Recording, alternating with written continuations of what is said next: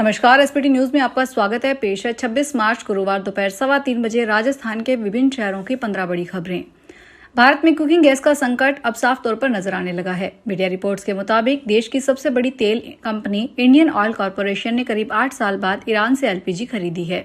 इससे पहले जून 2018 में भारत ने आखिरी बार ईरान से गैस आयात की थी। इस बार खरीदी गई खेप में लगभग 43,000 टन ब्यूटेन और प्रोपेन शामिल है।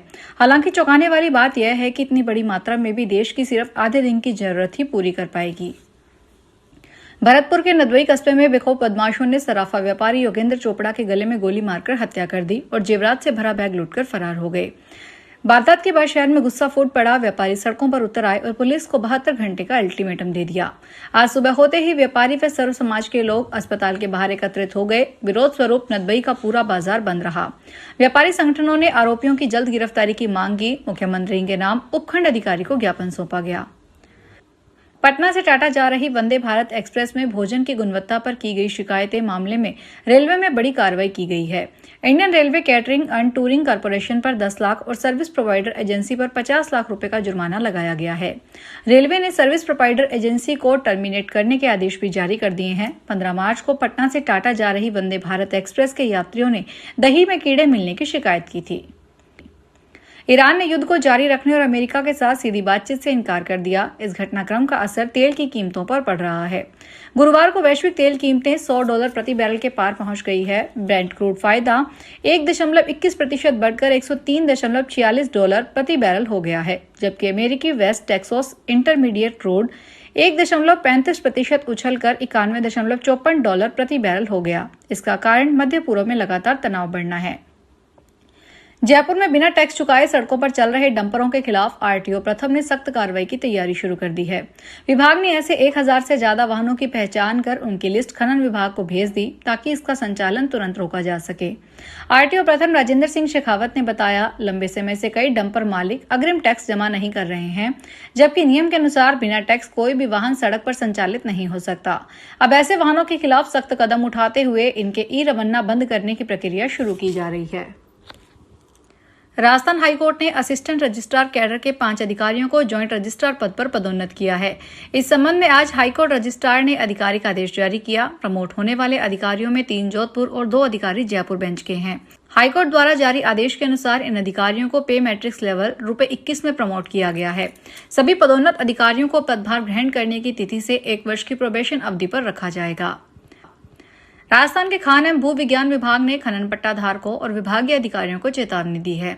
यदि आगामी 31 मार्च तक ऑनलाइन पोर्टल पर खदानों से जुड़े आवश्यक दस्तावेज और डेटा अपडेट नहीं किए गए तो संबंधित खनन पट्टों के रवन्ना जारी करने पर पूरी तरह से रोक लगा दी जाएगी।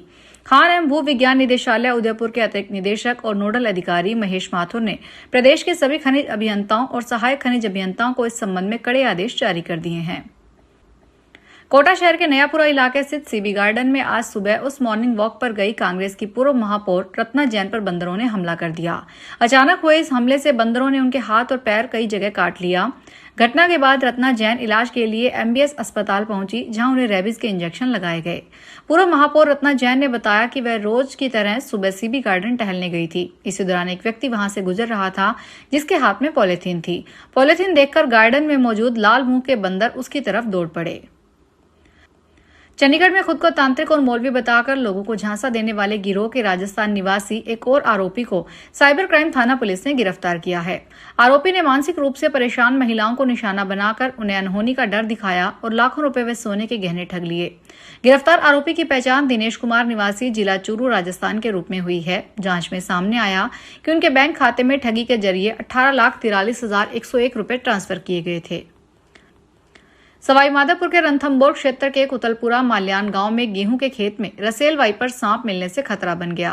खेत में मजदूर कटाई कर रहे थे, तभी सांप दिखा। सूचना मिलने पर स्नैकमैन आवेश शर्मा मौके पर पहुंचे और करीब 4 फीट लंबे सांप को सुरक्षित रेस्क्यू किया। बाद में सांप को जंगल में छोड़ दिया गया, जिससे गांव वालों को राहत मिली। रसेल वाइपर देश के सबसे खतरनाक सांपों में गिना जाता है और इसे दूसरा सबसे जहरीला सांप माना जाता है। भिवाड़ी में बुधवार देर रात करीब 1 बजे टप्पूकड़ा के ढुल्ली की ढानी के पास हाईवे पर एक तेज रफ्तार कार बेकाबू होकर बिजली ट्रांसफर से टकरा गई। इस टक्कर के बाद कार में आग लग गई और ट्रांसफार्मर भी क्षतिग्रस्त हो गया, जिससे आसपास के क्षेत्र की बिजली आपूर्ति बाधित हो गई। प्रत्यक्षदर्शियों के अनुसार कार की स्पीड बहुत तेज थी, जिससे कार बेकाबू होकर टकरा गई। कार ट्रांसफार्मर के दोनों तरफ लगे बिजली के खंभों के बीच से गुजरते हुए टकराई। टक्कर इतनी भीषण थी कि ट्रांसफार्मर का जमीन तेल पर फैल गया और बिजली की लाइनें टूट गई। गर्मियों की शुरुआत के साथ ही राजस्थान के रेगिस्तानी इलाकों की अनमोल सौगात गीला कैर बाजारों में नजर आने लगा है। यह छोटे छोटे हरे फल कंटीली और कांटेदार झाड़ियों पर प्राकृतिक रूप से उगते हैं। गांवों में एकत्रित किया गया गीला कैर इन दिनों जोधपुर की मुख्य सड़कों और बाजारों की शोभा बढ़ा रहा है। गर्मी के बढ़ते पारे के बीच इनकी मांग में भारी इजाफा हुआ है। विक्रेता अनिल और उपेंद्र ने बताया कि इस बार आवक थोड़ी कम है, जिसके चलते गीला कैर 300 से 500 रुपए प्रति किलो तक बिक रहा है। ऊंची कीमत के बावजूद कदरदान इसे हाथों हाथ खरीद रहे हैं। कोटपुतली जिले में एक सनसनीखेज मामला सामने आया है, जिसने पुलिस की कार्यप्रणाली पर गंभीर सवाल खड़े कर दिए हैं। इसमें भाबरू थाना क्षेत्र के पुलिसकर्मी शामिल पाए गए हैं, जिसमें पुलिसकर्मी ने एक यूट्यूबर को फंसाकर वसूली का खेल खेला। इस मामले में एसएचओ समेत 4 पुलिसकर्मियों के सस्पेंड होने से पूरे पुलिस महकमे में हड़कंप मच गया। मामले की जानकारी देते हुए बताया गया कि यूट्यूबर को उसके दोस्त ने पुलिस वालों के साथ मिलकर फर्जी आर्म्स एक्ट में फंसाने की साजिश रचाई। नागौर शहर में नो एंट्री नियमों की अनदेखी और यातायात व्यवस्था की ढिलाई के कारण शहर में घुस आए ट्रक चालक ने यातायात पुलिस की कार्यशैली पर सवाल खड़े कर दिए। तेज रफ्तार ट्रक अनियंत्रित होकर बीआर मिर्धा कॉलेज परिसर में घुस गया। चालक ने ट्रक से कॉलेज की 4 दीवारी तोड़ दी और मुख्य प्रवेश द्वार को भी तरह क्षतिग्रस्त कर दिया। घटना से कॉलेज परिसर में अफरा तफरी मच गई, जबकि आसपास के लोग मौके पर एकत्र हो गए। पंजाब के सरकारी अस्पताल में ऑक्सीजन सप्लाई व्यवस्था को लेकर पंजाब और हरियाणा हाईकोर्ट ने कड़ा रुख अपनाते हुए राज्य सरकार से स्पष्ट जवाब मांगा है। सुनवाई के दौरान सामने आया कि राज्य के विभिन्न जिला अस्पतालों में लगाए गए 35 PSA ऑक्सीजन प्लांट फिलहाल काम नहीं कर रहे, जिस पर अदालत ने नाराजगी जताई। याचिकाकर्ता ने अदालत को बताया कि जालंधर, फाजिलका, कपूरथला और मोहाली समेत कई जिलों के अस्पतालों में ऑक्सीजन प्लांट बंद पड़े हैं। जालंधर में ऑक्सीजन सप्लाई रुकने के कारण 3 मरीजों की मौत तक हो चुकी है। फिलहाल इस बुलेटिन में इतना ही, फिर हाजिर होंगे बड़ी खबरों के साथ। अगर आप भी अपने आसपास की छोटी बड़ी और महत्वपूर्ण खबरों से अपडेट रहना चाहते हैं तो सब्सक्राइब कीजिए हमारे चैनल SPT न्यूज को और प्रेस कीजिए बेल आइकन पर।